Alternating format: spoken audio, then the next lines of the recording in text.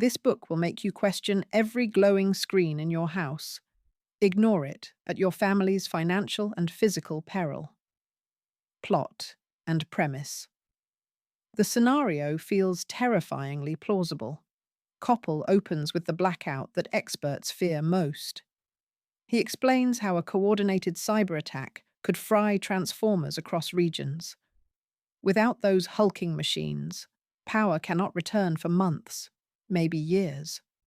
Hospitals, water systems, and supply chains would stumble within hours. The book then moves from grim scenario to voices on the front lines. Cyber warriors, utility executives, and emergency planners paint clashing pictures. Some insist protections exist. Others call them wishful press releases. Koppel adds tension by questioning each confident answer. Throughout, he returns to ordinary families caught in potential darkness. Their vulnerability grounds the sprawling investigation. The premise quickly becomes personal, not abstract policy chatter. He describes the 2003 Northeast outage to illustrate cascading failure. That historical case lacked malicious intent, yet still paralyzed cities. Imagine the same collapse triggered intentionally, he warns. The threat stops feeling speculative after that vivid reminder. Readers sense stakes rising with every flipped light switch. He interviews blackout survivors who recall the creeping cold after refrigerators died. Their testimonies anchor the abstract cyber threat in human fragility. Research and Reporting Koppel interviews more than 80 insiders. The roster stretches from Pentagon cyber chiefs to Amish preppers. He secures rare access to control rooms humming behind razor wire. Many sources speak only on background, revealing unpublicized hacks.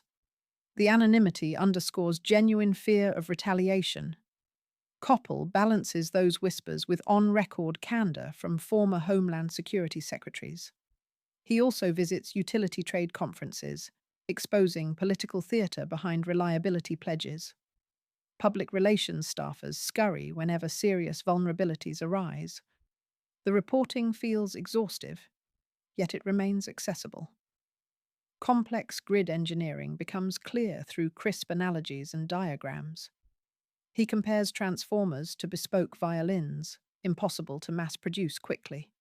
That image sticks better than typed specifications. Still, he sometimes repeats statistics, perhaps to hammer urgency. The repetition risks dulling the alarm for attentive readers. Overall, the investigation earns trust through patience, breadth, and transparency. Few recent nonfiction works compile such a sprawling cast on one threat. That achievement alone justifies the cover price. Even Canadian grid operators weigh in, widening the continental stakes. Writing style and tone urgency drives every chapter. Koppel writes with the pace of a veteran broadcaster. Sentences stay tight, letting alarming quotes breathe. He favors concrete imagery over abstract techno-speak. When discussing SCADA exploits, he shifts to a haunting anecdote. That narrative choice keeps lay readers oriented. Still, the tone never slips into Hollywood disaster fantasy. Instead, calm skepticism frames each horror show possibility. Footnotes supply sourcing without clogging the rhythm. The audiobook, voiced by Koppel, reportedly amplifies that measured cadence. Some critics call the prose too polished to convey raw danger. Their point lands when corporate jargon slips through. Yet the clarity may reach audiences technical treatises ignore. Accessibility, after all, spreads preparedness. In that sense, style becomes a protective tool. Readers unfamiliar with energy jargon rarely need a dictionary. That accomplishment hints at rigorous editing behind the scenes. The result feels like a long, urgent newscast you cannot pause. Short chapters end on cliffhangers that propel overnight reading binges. Few investigative books double as commuter thriller and policy brief.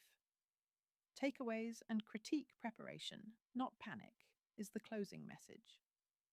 Koppel urges households to stock water, food, and radios.